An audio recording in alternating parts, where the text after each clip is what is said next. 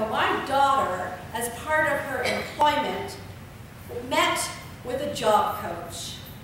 Now, she had begun working for that company as the receptionist, greeting visitors, answering phones, shuffling papers. But because she was a meticulous and diligent worker, at that point, she was the office manager. The job coach asked her where she thought she was going to be in 5 years, and he challenged her to go back to school to finish her bachelor's of business. Now, as a young wife and mother of 3, my daughter didn't think that she could afford the cost and time commitment of going back to school. But the coach asked her if she could afford to not commit to school.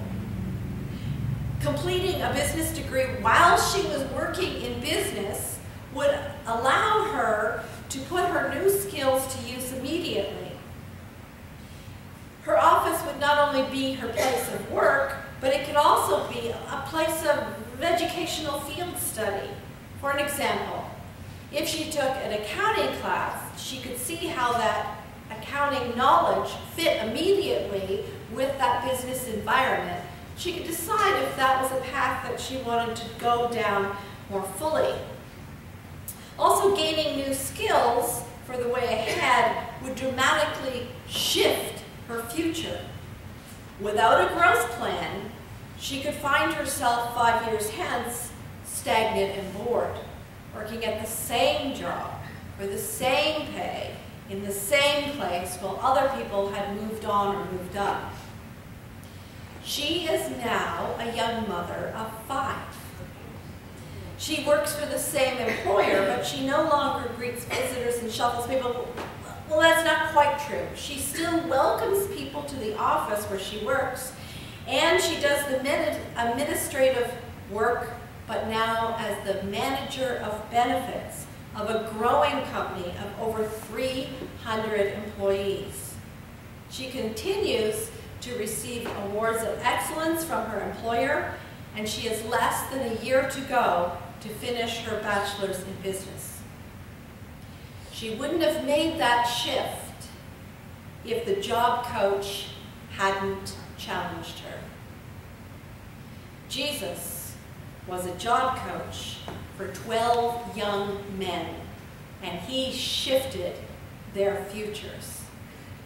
They came to realize that they truly belonged to God. They became like Jesus and eventually took up his role, his ministries, and his missions to care for the people and help them become disciples too. And here we find ourselves today, following Jesus' same method to help people belong, become, and be his heart and hands for their communities. We Methodists love methods, don't we? Jesus had a method or a system of coaching, and it involved more than just preaching on Sundays. Now, preaching is important. I like my job. Jesus preached to the crowds to shake up their thinking and invite them to try a new way of living, relating to God and to each other. And we look at those sermons today for motivation for good Christian living. But he was also intentional about his prayer time and the time that he spent with his disciples.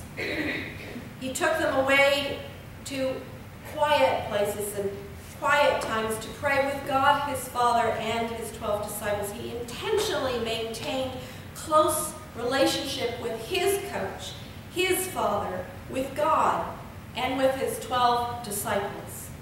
He was grounded in God's love and shared that love with 12 others, 3 of whom, Peter, James, and John, were as particularly close. He kept this crew just close enough to watch how he made tough decisions, to watch how he related to the hurting people and to his enemies, and to watch how he stayed grounded in God's love. They learned by example. The disciples followed Jesus and were transformed by Jesus, and then joined Jesus in his ministry and mission. Christ-likeness is the goal of discipleship. Like Christ, we want a deep relationship with God. Like Christ, we want to share God's love and develop deep relations with a few close friends. Like Christ, we move on and encourage and equip others to move on so that more and more people can experience God's abundant life, and more people can belong and become disciples. Christ's disciples followed his example, his methods, and created and maintained their own intentional, spiritual, Bible-related relationships with their core disciples. And this is how the churches were formed. We see this pattern of encouragement and empowerment in Peter's letter from Rome. Peter was a close friend and one of the top disciples. He was an impetuous risk-taker, the one that stepped out in faith to walk across the stormy waters to Jesus. His birth name was Simon, but Jesus called him Peter, the rock, the person on which his church would be built. Peter's concise confession, "You are the Messiah, the Christ," focused the other disciples' attention and their faith on Jesus as the Son of God among them. Peter was an energetic preacher, an ardent prayer, a bold healer, and a wise leader.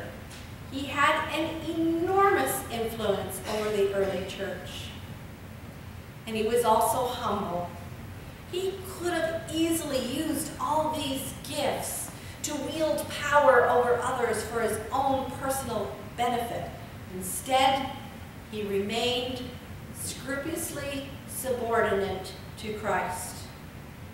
I really enjoyed reading his letter this week. I found it uplifting and encouraging, just as I'm sure those first church leaders in the northern part of Asia Minor did. Earlier, Frank read a paragraph from the summary of Peter's letter, but I'd like to start at the beginning this morning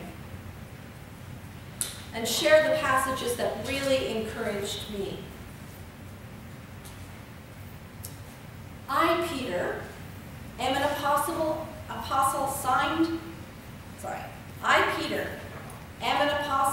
on assignment by Jesus the Messiah, writing to exiles scattered to the four winds. Not one of you is missing, not one of you is forgotten. God the Father has his eye on each of you and has determined by the work of the Spirit to keep you obedient through the sacrifice of Jesus. May everything good from God be yours. And what a God we have, and how fortunate we are to have him. This is the Father of our Master Jesus. Because Jesus was raised from the dead, we've been given a brand new life and have everything to live for, including a future in heaven. And the future starts now. God is keeping careful watch over us and the future. The day is coming when you will have it all: life, healed and whole.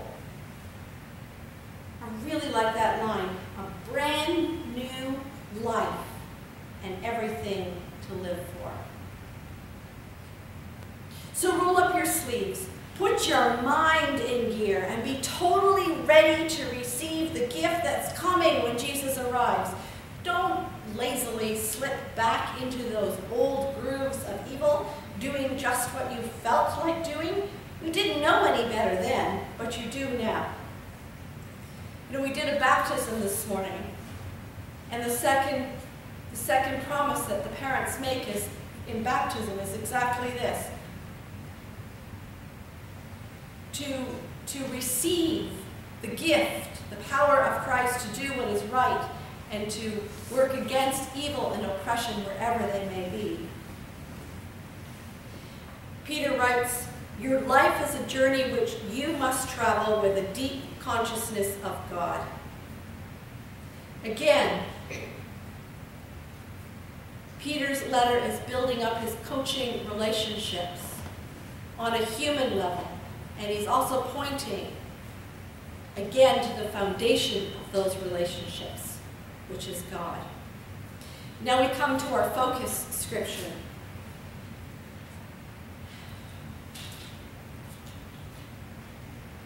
I have a special concern for you, church leaders. I know what it's like to be a leader, in on Christ's suffering as well as the coming glory. So here's my concern: that you care for God's flock with all of the diligence of a shepherd. Not because you have to, but because you want to please God. Not calculating what you can get out of it, but actually spontaneously living. Not bossing around others and telling them what to do, but tenderly showing them the way. When God, who is the best shepherd of all, comes out in the open with his rule, he'll see that you've done it right and commend you lavishly. Care for God's flock with all the diligence of a shepherd. I know there are people in this room today who own sheep and goats, and they are automatically going to connect with the care and compassion of shepherding. The rest of us are going to have to lean into the Bible to get a portrayal of shepherds. The Lord is my shepherd, and I shall not want. He leads me to green pastures and still waters. That's the Old Testament, Psalm 23, describing a shepherd's care and concern to meet the needs of a sheep. And from the New Testament, the words of Jesus: I am the good shepherd, the one who calls his sheep by name, and because they know my voice, they follow me. Close, intentional relationships. I am the good shepherd. I know my own, and my own know me, just as the Father knows me, and I know the Father, and I lay my life down for my sheep. Sacrifice and commitment. Jesus had a method of calling people into abundant life with Christ. He called 12. But before he died, he was able to send out 70 who practiced calling and healing and empowering. And after he died, 120 people who called themselves disciples gathered in an upper room on Pentecost and experienced the power of the Holy Spirit with all the strength of wind and fire. Peter wrote to the men and women who had become disciples and who had created communities of more disciples in Upper Asia Minor. And his message was the same: be shepherds of God's flock that is under your care. We are loved into God's family and truly belong. We are transformed by that love, and we become more and more like Jesus. And then we join Jesus in ministry and mission by being good shepherds, so that others can also belong, become, and be.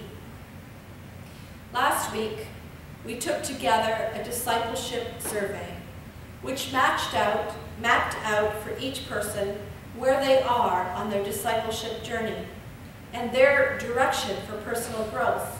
And there are extra surveys at the back if you'd like to take one home.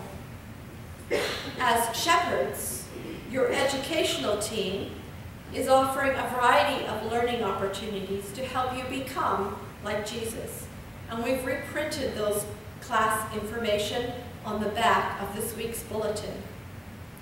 But a critical step in the process is the shepherding, the coaching, the people of God, nurturing each other with the Word of God and the Spirit of God, challenging each other and holding each other accountable to the way of Christ. We are each learners, but we are each also called to be shepherds. As parents, we shepherd our family. Jackie and John Wallander took baptismal vows this morning and promised to shepherd their second daughter, baby Caroline, so that she will become a disciple one day. And the congregation also plays a role in that process. As we mature in our discipleship in this congregation, we shepherd each other and we welcome newcomers and shepherd them as well. Teachers shepherd their classes. Committee leaders shepherd their members. Choir leaders shepherd their musicians. My vision for the future is that 5 to 10 people will step forward to shepherd small life groups, beginning with dinner groups or affinity groups centered on hobbies or tasks. These groups might meet for brunch following worship, or midday to knit and sew, or hammer and saw. They will be independent, meeting when and where they choose, and the purpose will be to develop intentional disciple relationships strengthened by God's Word and Spirit. If God is nudging you to facilitate one of these groups in the spring, I need to hear from you. So, what is your life going to look like in 5 years? What kind of relationships are you going to have with your family and friends? What's this congregation going to look like? Will your relationship with God be deeper? Will you have Christ's peace that passes all understanding? Will you be able to be grateful to God no matter what circumstances come in your life? And will you have led another to Christ's abundant, healing, and holy life? We have been given a brand new life and have everything to live for, including future in heaven. And that future starts now. So go and shepherd God's flock that is under your care. Amen.